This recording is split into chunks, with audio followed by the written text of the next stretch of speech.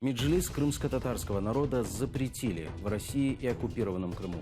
Прокуратура Крыма признала деятельность организации исключительно антироссийской. Единственным полномочным представительно-исполнительным органом крымских татар является Меджлис крымско-татарского народа. Сюжеты российских федеральных медиа о запрете Меджлиса весьма эмоциональны. Любые действия крымско-татарского Меджлиса на территории России будут расцениваться как противозаконные. Поклонская считает работу Меджлиса антироссийской, а лидеров и членов Нассобрания, снова цитата, марионетками в руках больших западных кукловодов. Журналисты уверяют, Крымский суд принял решение, как говорили раньше, по многочисленным просьбам трудящихся. Один за одним писали письма с единственной просьбой запретить никем не признанную и никого не представляющую организацию Меджлис. Сразу после аннексии Крыма Кремль пытался наладить отношения с коренным населением полуострова, в частности с Меджлисом. Впрочем, неудачно, так что теперь федеральные СМИ убеждают российского зрителя, намерения у крымско-татарских активистов исключительно радикальные, а круг знакомств подозрительный.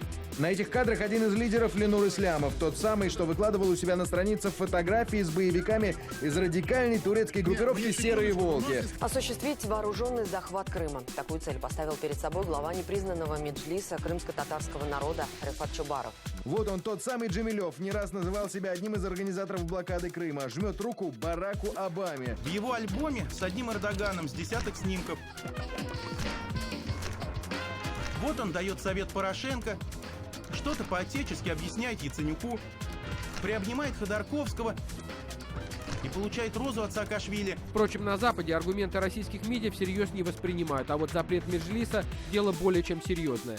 Это попытка маргинализировать коренной народ Крымского полуострова, пишут влиятельные издания во многих странах. Проголошена влада Крыму. Самопровозглашенная власть Крыма теперь может бросать за решетку крымских татар, не согласных с оккупационной политикой Кремля. В Европе это оценили как откровенную атаку на права крымско-татарского народа. В международных медиа допускают возможность волнений в Крыму в связи с решением суда и усиления западных санкций против России. В турецких СМИ о запрете Меджлиса пишут особенно активно, впрочем, выводов не делают, просто подают информацию. Некоторые журналисты напрямую указывают, это реакция Кремля на последовательно проукраинскую позицию лидеров крымских татар Чубарова и Джемилева. Признание Меджлиса экстремистской организацией, по словам лидеров народа, приведет к очередной волне давлений на крымских татар. А так как Меджлис избирается крымскими татарами, то весь народ могут обвинить в экстремизме, и под арест может попасть весь народ. Такую же точку зрения разделяют и в украинских СМИ. Оккупанты уже 2 года преследуют членов этой организации. Она единственная выступила против захвата Крыма. Решение Москвы обеспокоило не только журналистов, но и парламентскую ассамблею Совета Европы. В Раде Европы В Совете Европы призвали отменить запрет деятельности Меджлиса.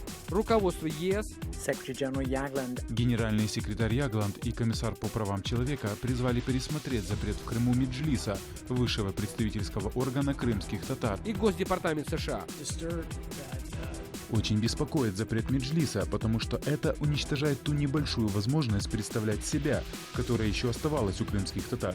Под российской оккупацией крымские татары подвергаются давлению и репрессиям. Впрочем, переубедить Москву дипломатам и политикам не удается. Позиция Кремля остается прежней. Не вмешивайтесь, это наше дело. А в социальных сетях тем временем набирает обороты хэштег «I'm Crimea Tatar». Так интернет-пользователи выражают свою поддержку крымско-татарскому народу после известия о запрете деятельности Меджлиса.